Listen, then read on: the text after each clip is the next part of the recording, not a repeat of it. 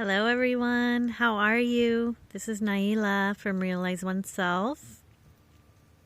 It's amazing how much we appreciate things only because of experiencing the opposite, right? So when it's really cold outside, we experience so much joy and appreciation when we're warm and snuggled in bed. Or when it's really hot out, the joy that we experience from cooling off in a cold pool. Or eating when you're really hungry. Or finally being able to go to sleep when you're really tired. These things that we primally, thoroughly enjoy due to the fact that we know it's opposite. Right? So applying that to life, this allows us to understand why we experience obstacles, why we experience lack or loss, right? Because this allows us a reference point from which to experience love, abundance, freedom, So just keep this in mind. This world is made up of polarity, yin and yang, for a reason, so that we have something to define ourselves against. So we have a way to pick and choose what we want and what we don't want.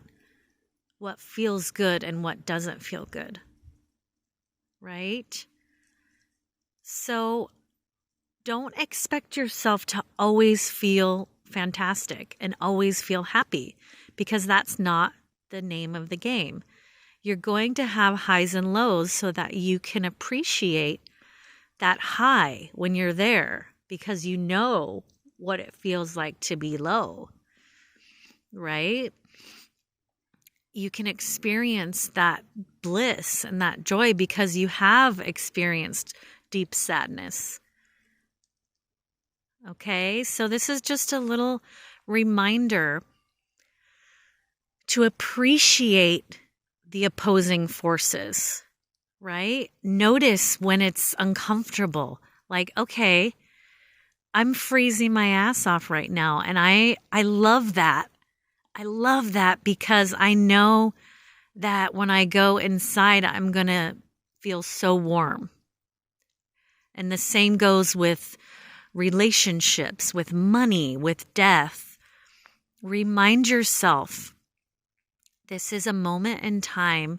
I'm experiencing this, but it's temporary. It's a reference point. And of course, there are lessons in all of it. Everything happens for us to learn and grow. So that's number one. But those opposing experiences will always be there, right? I remember when I had my first apartment, I was totally broke. And my friend's mom gave me a basket with like blankets and some dried beans and different things.